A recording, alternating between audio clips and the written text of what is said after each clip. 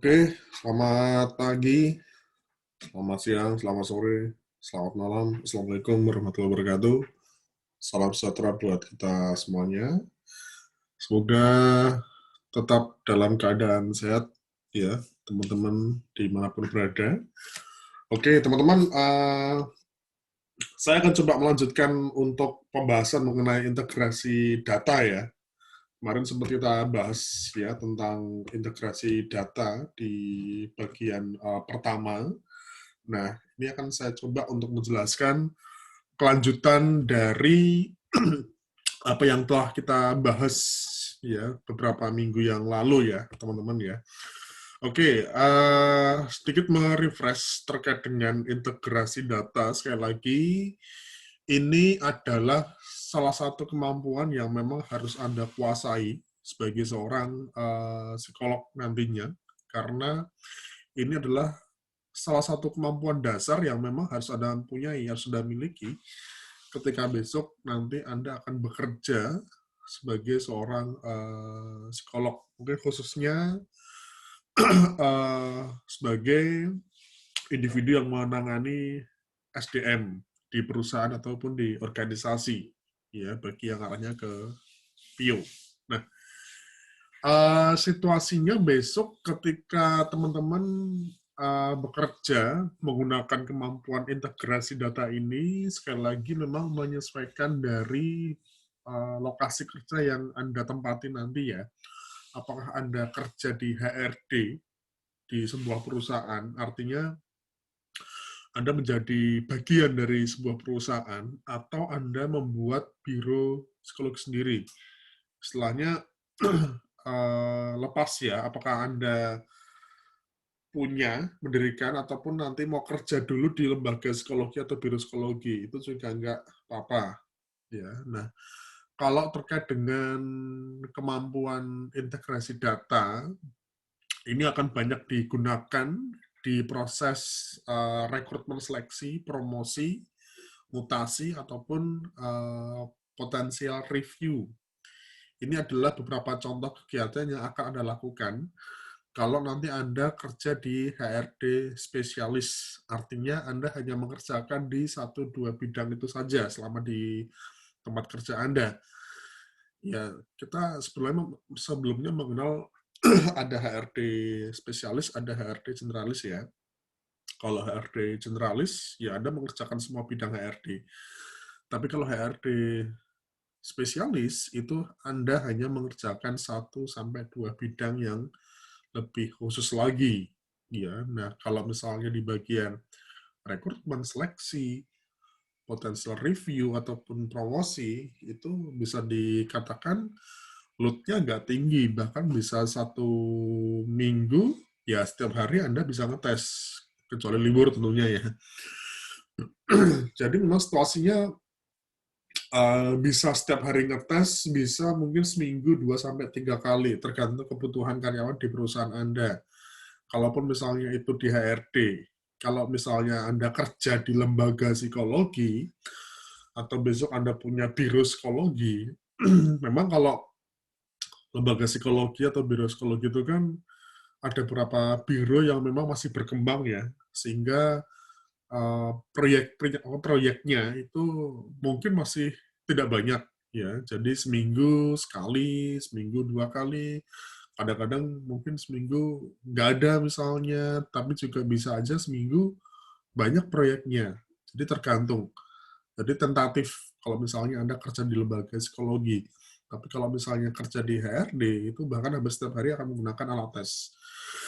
Oke, terkait dengan integrasi data, memang teman-teman harus banyak menguasai alat tes ya. Ini saya kira harus terus dipelajari ya setelah kuliah ini selesai pun, atau mungkin setelah semester ini selesai pun, harus terus dipahami dan dipelajari, karena itu menjadi salah satu kunci yang harus Anda kuasai kalau misalnya mau mengembangkan diri di bidang integrasi data. Anda harus paham nih fungsi masing-masing alat tes apa. Anda harus paham juga cara scoringnya, kemudian fungsinya ya, fungsinya tadi misalnya, kemudian apa ya, yang lebih detail mungkin subtesnya, ini untuk mengukur apa, simbol-simbolnya misalnya, kalau di Papikostik ada banyak huruf ya di situ, kemudian di Kraepelin ada pangker, hangker, tiangker, jangker, Anda harus paham masing-masing artinya apa, karena di integrasi data, itu kan kita menggabungkan dari semua alat tes dalam satu aspek yang memiliki keterkaitan atau mungkin memiliki kesesuaian ya. Nah, oke, kemarin sempat kita bahas ya, ini kemarin saya lihat juga teman-teman sudah mencoba untuk mempraktekkan bagaimana membuat matriks. Memang kalau kita mau membuat psikogram, itu alurnya memang cukup panjang ya, teman-teman ya.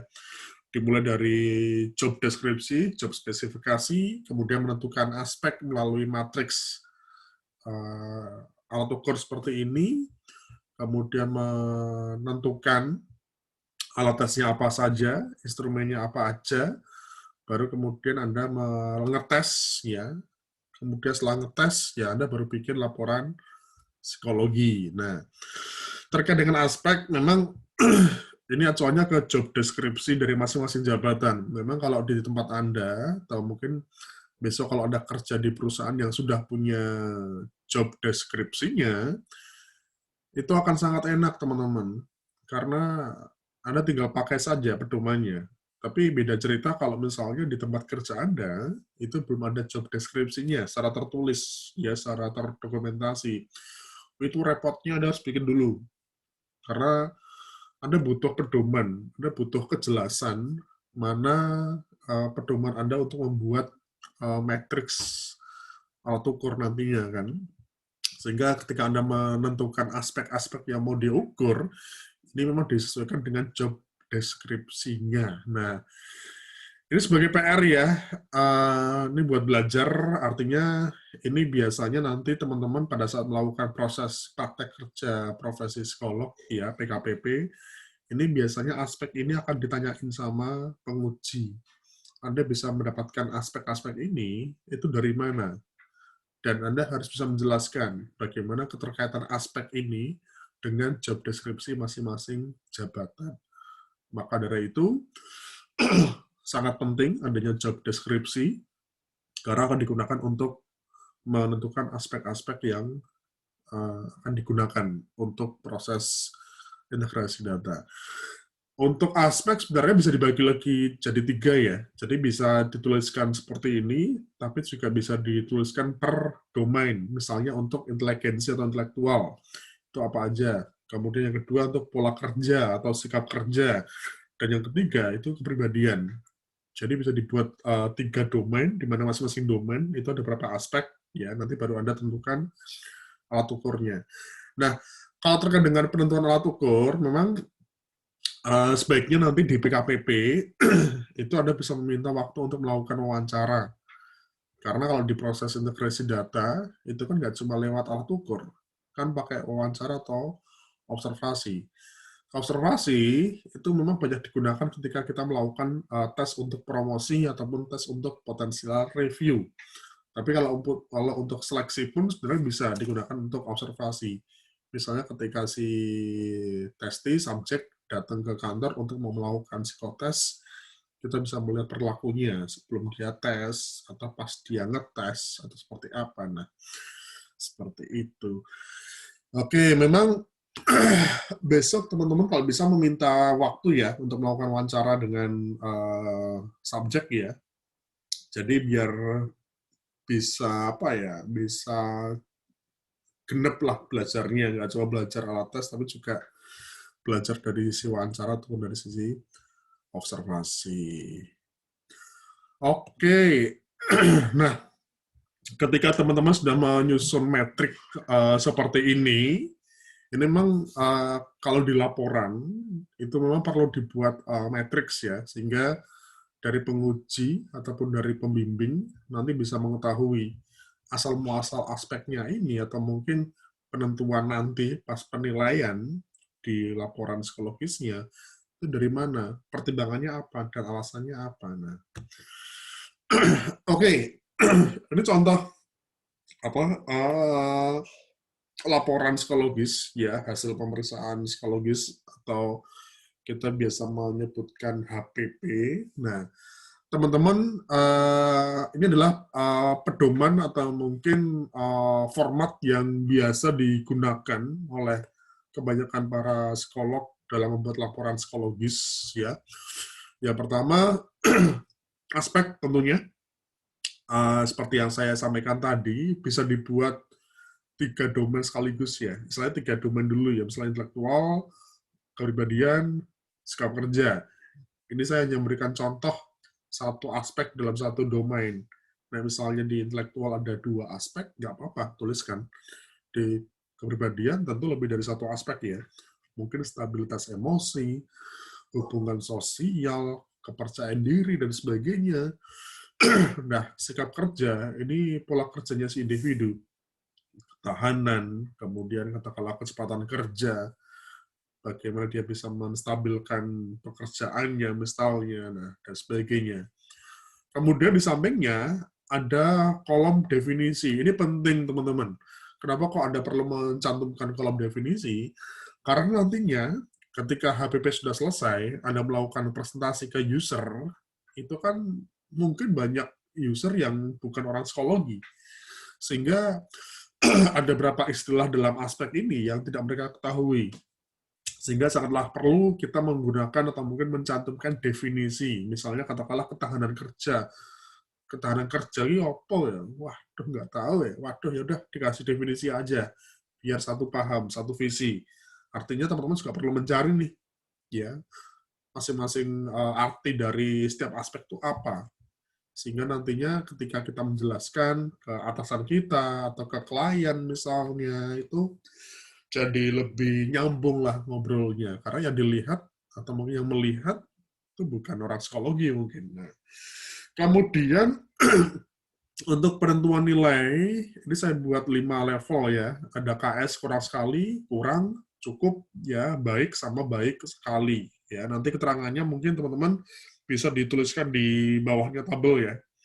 Oh ya, satu lagi ya, di atasnya tabel itu teman-teman saya kira perlu sekali untuk menuliskan identitas si subjek.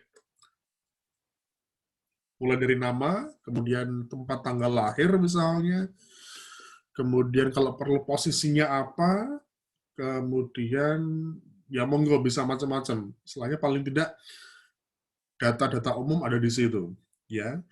Oke, kemudian kalau teman-teman membuat atau HPP atau mungkin menyusun sebuah lembaga hasil pemeriksaan psikologis, ini contohnya ya teman-teman ya. Coba saya zoom. Oke, ini mungkin di sini untuk data pribadinya kurang komplit ya. Jadi nggak cuma nama saya kira, mungkin tempat tanggal lahir, umur, karena memang ini tergantung kualifikasi yang dibutuhkan ya, sehingga teman-teman juga bisa menambahkan data sebagai cross-check data saja.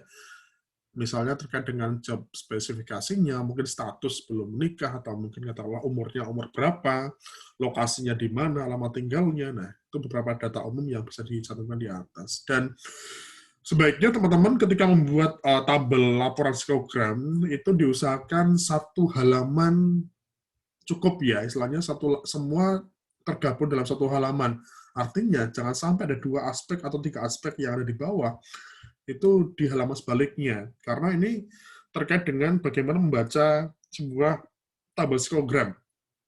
Kalau misalnya dalam 1 halaman langsung 1 tabel seperti ini, akan lebih memudahkan kita untuk menjelaskan ataupun dari klien menjelaskan.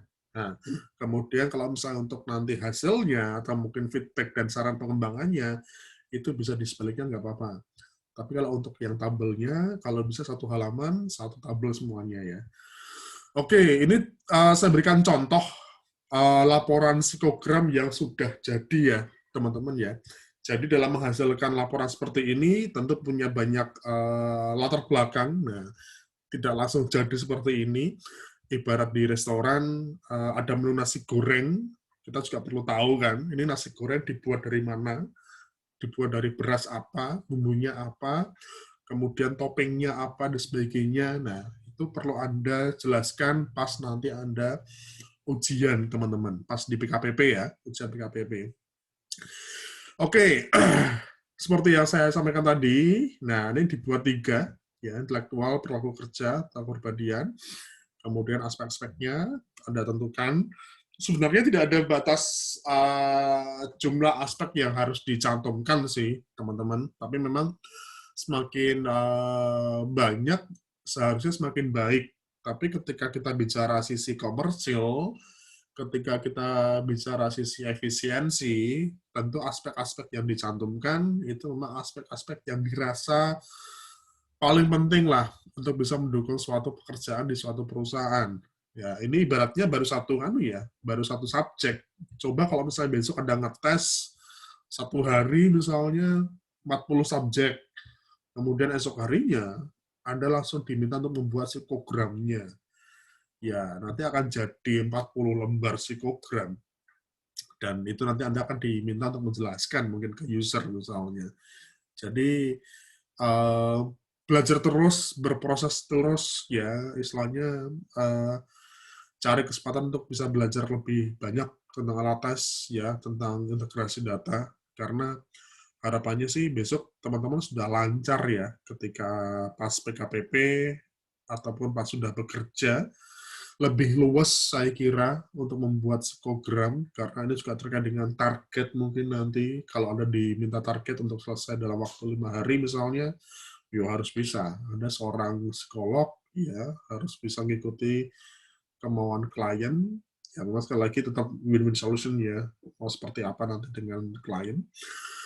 Oke, kemudian ini sambil dilihat teman-teman, dan di sini itu ada kolom yang di blok warna biru ya, kita biasa menyebutkan gray area. Warnanya bisa macam-macam monggo, ya bisa abu-abu, bisa biru, tapi biasa warnanya kalau bisa jangan kalah dengan tanda silangnya ya. Sebaiknya ngasih warna yang muda, jangan hitam nanti malah nggak kelihatan. Ya.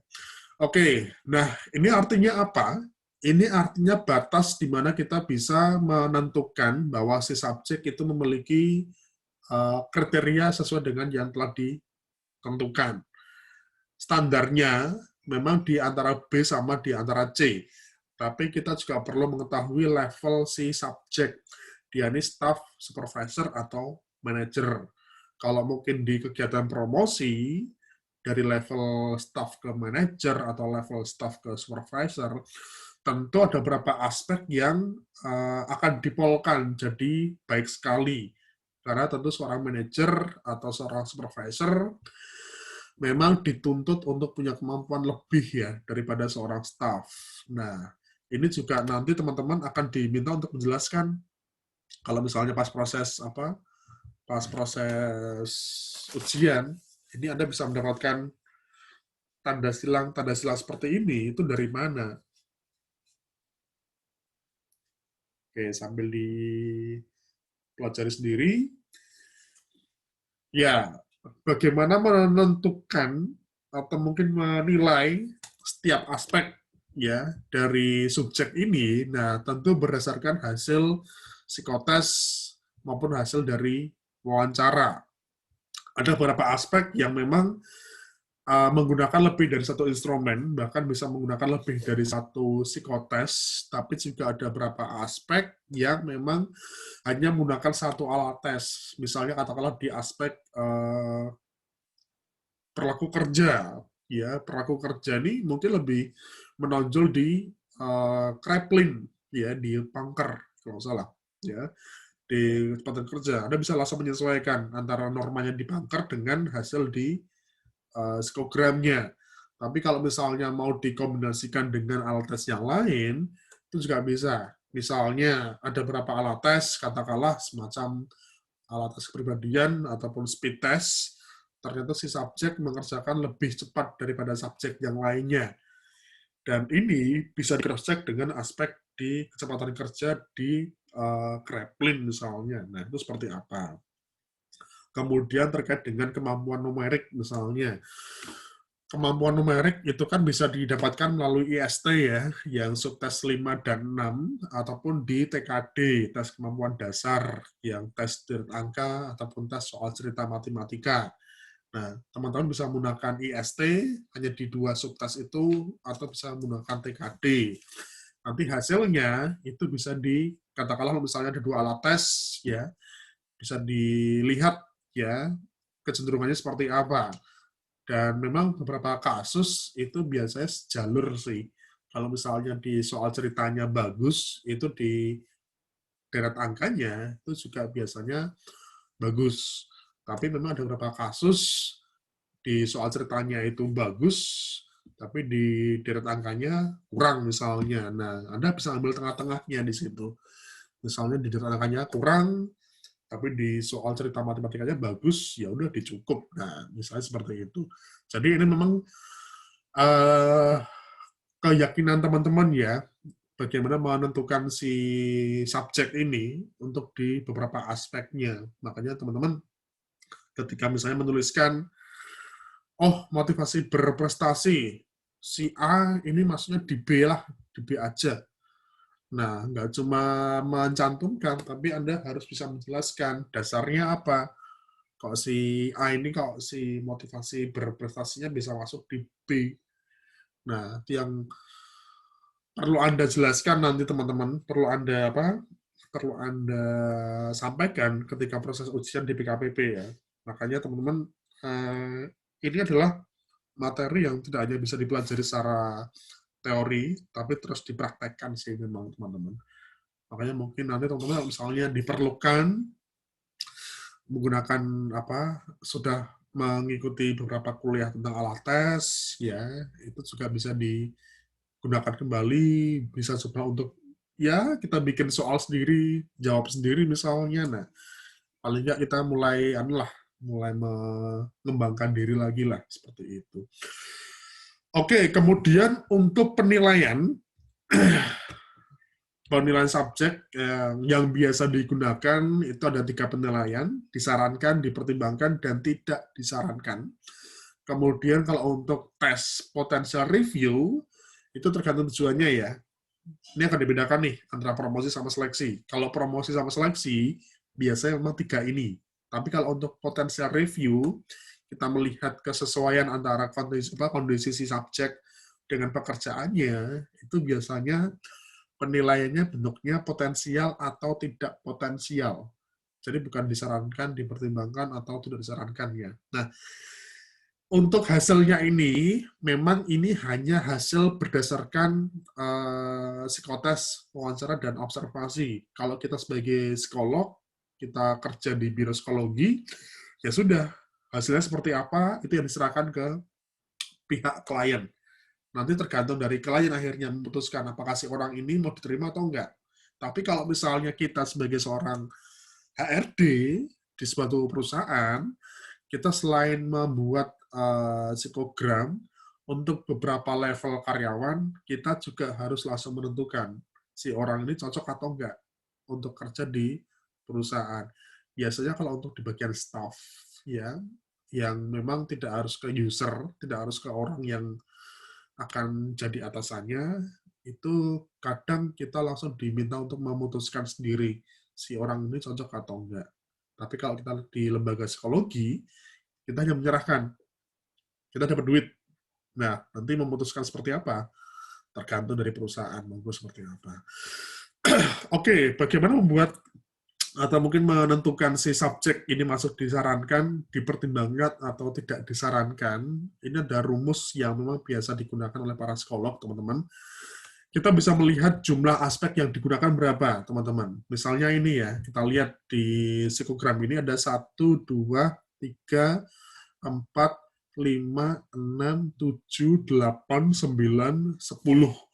Nah, kita mengacu pada jumlah aspek yang digunakan, kemudian teman-teman bisa membuat kategorisasi ya berdasarkan tadi 3 penilaian, disarankan, dipertimbangkan, atau tidak disarankan. Artinya, kita juga berpatokan pada gray area. Gray area ini adalah batas ya di mana aspek-aspeknya si subjek itu dianggap sesuai dengan kriteria berdasarkan hasil psikotes. Nah, kita bisa bikin semacam kategorisasi. Ini sekali lagi tergantung dari aspek yang digunakan oleh teman-teman. Artinya, perlu sampai berapa angka agar si subjek bisa dinyatakan sebagai orang yang disarankan, atau mungkin dipertimbangkan, atau mungkin tidak disarankan. Artinya, kita membuat kategorisasi jumlah aspek yang berhak masuk, ya, berhak masuk di gray area itu berapa untuk masing-masing penilaian. Oke, misalnya katakanlah tadi ada 10 aspek, ya. Ini kita tulis ya. Jadi memang ada beberapa kondisi antara aspek dengan kategori ini nggak sama. Misalnya nggak pas itu loh. Kalau misalnya aspeknya ada 9 mungkin cocok ya dibagi 3-3. Tapi ini aspeknya 12 cocok ya dibagi 4-4. Tapi ini aspeknya tidak cocok, ya kita bisa mengambil satu penilaian sebagai rentang angka yang paling besar misalnya. Oke, katakanlah ini ya, teman-teman ya. 1-3. Kemudian dipertimbangkan 4 sampai katakanlah 6 ya.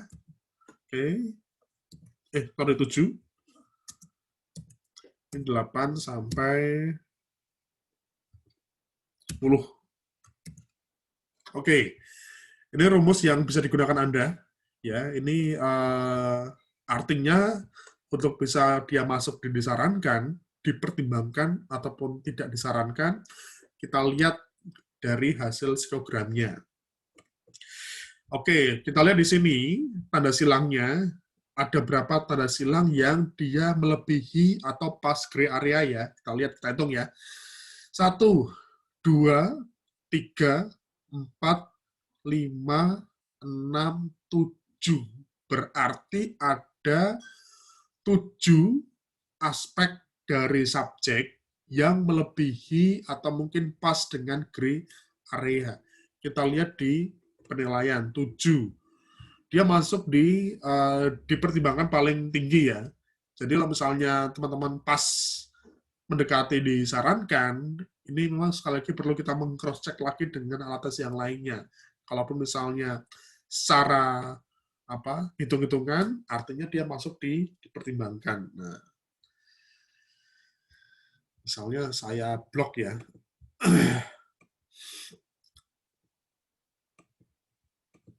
Nah, bisa kayak gini ya. Tapi nanti kalau di kertas mungkin dicentang atau disilang. Nah, artinya gini, nanti kalau misalnya yang masuk gray area cuma 3, cuma 4 misalnya, ya wes dia nggak dipertimbangkan, tidak disarankan. Ya, artinya memang sebagian besar aspek dari sisi psikotes memang sudah awal dia tidak memenuhi. Ya wes tidak disarankan. Nah, dipertimbangkan artinya dia ada kemungkinan untuk bisa diterima di sebuah perusahaan. Memang sekali lagi tergantung dari kebutuhan sama aspek yang lain nanti, atau mungkin dari alat tes yang lain. Nah, kemudian di bawah penilaian, ini ada feedback, teman-teman. Feedback itu artinya Anda perlu mencatat atau mungkin perlu memberikan semacam saran pengembangan untuk beberapa aspek yang nilainya masih kurang.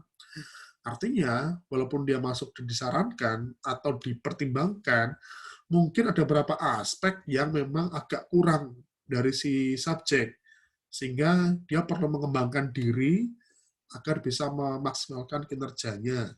Misalnya ini ya, di psikogram ini ada 3 aspek yang masuknya di kurang dan kurang sekali. Ada ketelitian, kecepatan, sama stabilitas emosi. Nah, ada 3 ini berarti 3 aspek inilah yang masuk dalam saran pengembangan. Nah, monggo, gimana? Anda memberikan saran seperti apa? Ini tentu juga berdasarkan dari teori ya. Kalau misalnya untuk meningkatkan stabilitas emosi harus seperti apa, untuk meningkatkan kecepatan kerja harus seperti apa, dan ini memang biasanya seringkali digunakan untuk proses training need analysis ya, atau di potential review. Jadi bisa dilihat aspek-aspek yang masih kurang dari si subjek itu yang seperti apa. Oke, setelah feedback, Anda bikin laporan psikologis, bikin dinamika psikologis, ya, bikin dinamika psikologisnya, itu teman-teman bisa membuat paragrafnya, bisa membuat uraiannya, itu per domain dulu. Jadi diselesaikan dulu intelektual, bagaimana laporannya, ya ini mengacu pada aspek yang telah Anda buat, atau mungkin mengacu pada ya, aspek dan hasilnya ya. Kemudian terkait dengan perilaku kerja, baru terakhir terkait dengan kepribadian. Jadi dalam penulisan laporan psikologis atau dinamika psikologis, di samping Anda menjelaskan bagaimana hasil masing-masing aspek ini, teman-teman juga bisa mengaitkan dengan job deskripsi di si subjek. Misalnya katakanlah ketika Anda membahas tentang kecepatan kerja, kemudian kita mau menilai front office, ya tentu dalam hal ini kurang cocok ya, seorang front office dituntut harus gerak cepat, tapi dia kok kecepatan kerjanya kok masih kurang sekali. Nah, ini Anda bisa mengaitkan ya bahwa si subjek ini kalau misalnya mau mengembangkan atau mungkin mau jadi seorang front office, ya harus terus meningkatkan kecepatan kerjanya. Nah, misalnya gitu. Kemudian kepribadian juga sama. Jadi kalau misalnya untuk di potensial review ataupun di promosi itu dinamika psikologisnya bisa dikaitkan dengan job deskripsi si subjek. Tapi kalau misalnya untuk seleksi tidak masalah kalau hanya misalnya untuk menjelaskan laporan dinamika psikologis saja. Di internet saya kira sekarang banyak banget teman-teman. Kalau kita mau lihat psikogram, mau lihat dinamika psikologis, ya. Jadi ini memang kemampuan yang harus terus diasah terkait dengan penulisan dinamika psikologis. Teman-teman saya kira di internet cukup banyak yang bisa dipelajari, yang bisa dilihat bagaimana untuk menuliskan hasil dari psikogram ini. Oke, itu mungkin dari saya pengantar untuk kegiatan kita praktek nanti, teman-teman. Memang sekali lagi ini terus harus dikembangkan ya sama teman-teman. Kalau untuk integrasi data, ini kemampuan atau mungkin teori yang tidak hanya dipelajari sekali dua kali, ini harus terus dikembangkan karena ini menjadi apa ya? Menjadi kemampuan yang saya kira perlu dikuasai lah oleh Anda. Seorang psikolog nggak bisa ngetes itu kan juga, aduh, nanti akan susah Anda untuk bisa menentukan karir buat teman-teman. Makanya semakin banyak kemampuan yang dimiliki, semakin baik ya teman-temannya. Oke, itu aja saya kira dari saya. Terima kasih ya. Insya Allah di lain kesempatan kita bisa ketemu lagi. Matur nuwun. Assalamualaikum warahmatullahi wabarakatuh.